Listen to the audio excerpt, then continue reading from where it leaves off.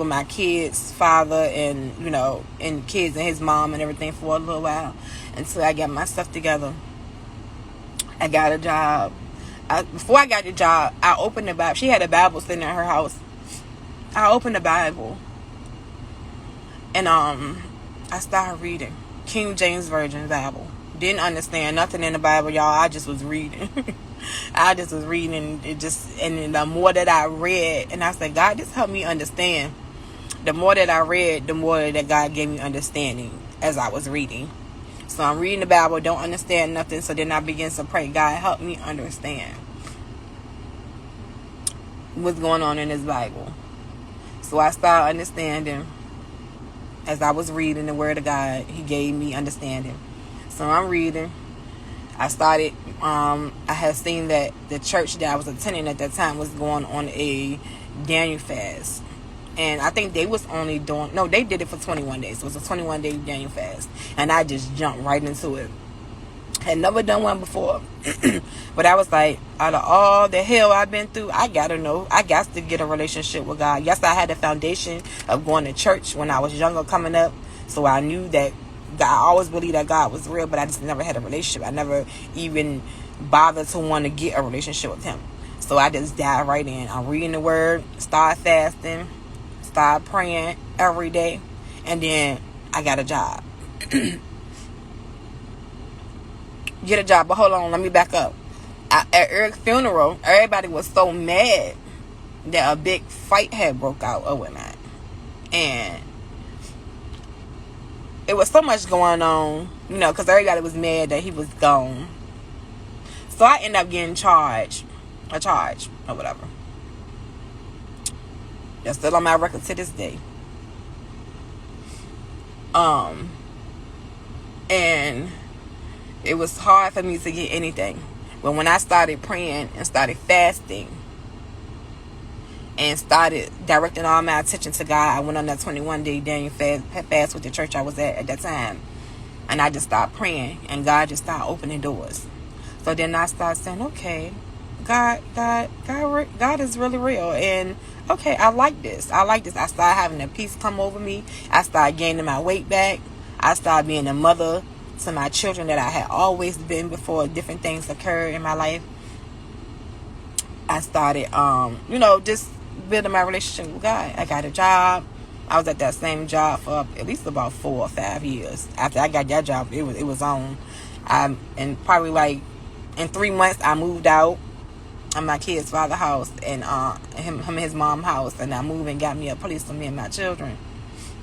So now I'm back on my own. I'm working. Got a good job, got a place, got my kids, I'm doing my thing. Oh my God, Jesus. And then I meet this pastor, y'all. I just got to tell y'all, because this is on my heart to say. I meet this pastor who was a friend of one of the guys that worked at my job. And the guy who worked at my job, me and him was real close. I ain't trying to get off subject, but this is significant to the back and forth that I was doing. And then I'm going to talk about my other brother. So what happened?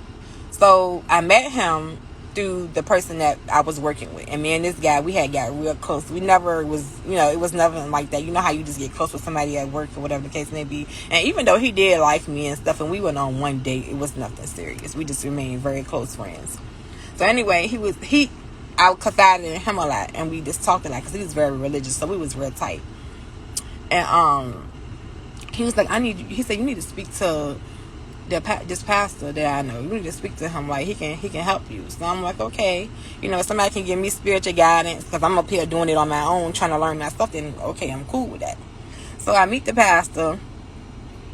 He came to the job to meet me, actually. So the first day that I met this pastor, I was like, okay, nice to meet you. But he started telling me so much stuff that only nobody could have known, because I didn't even know this man. So the fact that he was able to tell me the things I prayed about, the things that I endured in my life, I just was like, who is this guy? You know what I'm saying? It shocked me. And he was like, he said, do God talk to you? And I was like, nah, he don't never talk to me. And he was like, you gonna lie on God? And I was like, huh? And he was like, God talks to you, so he don't talk to you. You don't get visions. You don't get... And I was like, how could this man know these things about me? But however, I was, at that point, I was fascinated. I was like, I gotta know who this man is. You know, he knowing stuff that's sacred, that only I know, that I pray to my Father about. So he's like, look, I do one-on-one, I do house calls, whatever. So man, y'all, I'm just getting my life back on track. I'm just getting everything together. I'm like, okay, once I did this Daniel fast and started reading and praying, and I seen that God turned things around for me, gave me a job, got me a place. Okay, God, let's get it. You know what I'm saying? So now I'm on fire. I'm gonna learn more about this guy. I'm gonna learn more about who God is. And I met the man. He was talking to me, and mind you, I'm like all in, like, just want to know about God. And the fact that this man can tell me about what I prayed about, what I talked to, you know what I'm saying, that I get visions and dreams and all that stuff that nobody knew about me, because I used to think I was crazy, you know, when I used to get dreams and visions, and I would never like speak about it to nobody, because it's like whatever I saw always came to pass, and it used to scare me. So I never talked to nobody about that, because I didn't want nobody to be like, "Hey, you crazy?" Like, or they be like, she's still on drugs or whatever. You know what I'm saying? So I never shared it, because I always thought something was wrong, until, you know, he gave me the understanding, like, no, that's the way that God is speaking to you too. So, however, at first everything was going well, you know. And he was like, well, I do house calls. So mind you, I'm not thinking none of it. My kids living with me, and at that time, my cousin was having a hard time, so she came and stayed with me. So I'm like, okay, me, my cousin, and the kids there. So I didn't see nothing wrong with, you know, him doing a house call. Now, me knowing what I know now, that was totally out of order. He was not supposed to be coming to my home without his wife. He was married, of course. And so this man was supposed to have been helping me and leading me on the path to righteousness and to have a deeper relationship with God, right? As time went on, it started unwinding, because that's why God give you discernment, and you have to ask for him to, you have to ask for it. Some people have it. We all have it, but some of us is more tapped into it than others. But you have to really, like, just ask God to sharpen your discernment, to help you to be able to discern spirits, because that's when, you know, you got to be careful for false prophets and people that's false. You just got to, just like the Bible said, be aware. You know what I'm saying? So mind you, I'm still a baby. And I'm still learning. You know what I'm saying? So I don't know everything. I don't know about being aware of the false prophets. I hadn't got that far in the Bible. I didn't know all that. I just know that I was introduced to a man who's supposed to be a holy man of God, a pastor that's here in this state, Richmond City, and I won't say his name. Is supposed to be, you know, leading God's sheep the right way. He's supposed to be a shepherd, leading God's sheep the right way. However, as time went on, I'm seeing like this man is like acting out of his flesh. Now that I know, you know what I'm saying? Like I said, then I wasn't as mature, you know what I'm saying? So I didn't know, you know, that this man was like actually, you know, liking me and stuff. And I'm like, this is a whole pastor. I was so confused, y'all. It confused the mess out of me. I'm talking about, when I say it confused me so bad, that this man took so much advantage of me, because he knew that I was in a state of vulnerability. He knew that I was hurting. He knew the things that I had endured. And he robbed me of my opportunity of getting to know God on a deeper level and having an actual real relationship with God. He robbed me of that, because he came into it with his intentions in the wrong place. Not to help me on my path of righteousness with God, but he detoured me. That's what he did, because he took advantage of me. And when I say he took advantage of me, he took advantage of me. And I just want to leave it at that. And so when that happened, I was like, are you serious? Like, people do this? Like, this man is a preacher. How is he a preacher? How is he a pastor at any church? And I just did not understand. And I was like, God, how you allow this to happen to me? You took my brothers from me. And then when I try to get to know you, then you allow somebody to come and take advantage of me who's supposed to be a man of God. And it just took me back to the times when I was molested. It just took me back to the depths of losing my brother. It just took me back to so many things. And I was like, oh, I don't want to do this no more. So then what do? I go back to smoking weed, popping pills, drinking, with my coping mechanism, what I always go to, my go-to thing. Because not only that, once I'm thinking my life is starting to begin and I'm getting my life back on track, somebody come back and detour me all the way back again. And even though in life we have choices, but just understand the place that I was in. You understand what I'm saying?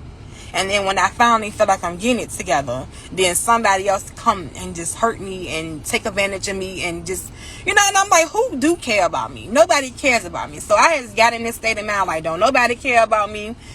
Why should I care about me? The closest people to me left me and God took them away. So I'm all angry again. I'm angry at God again. Like, you don't allow this person to come and take advantage of me. You don't already took the closest people to me. Like, I'm just mad. So I'm back on what I was doing. Smoking weed, popping pills.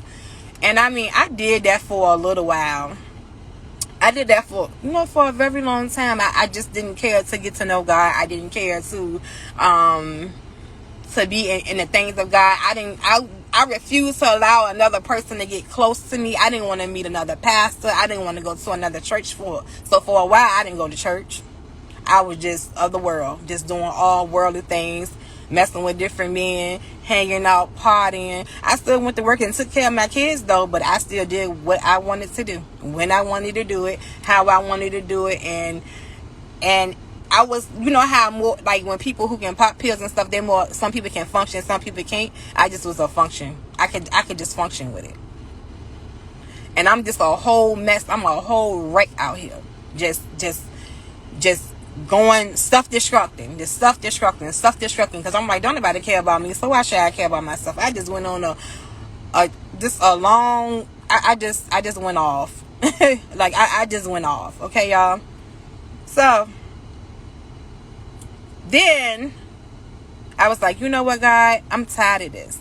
I'm tired of not being fulfilled. One day, I think this was probably like in 2019, I got to the point where I was like, you know what? I'm tired of this. I don't want to do this no more. God, it has to be more.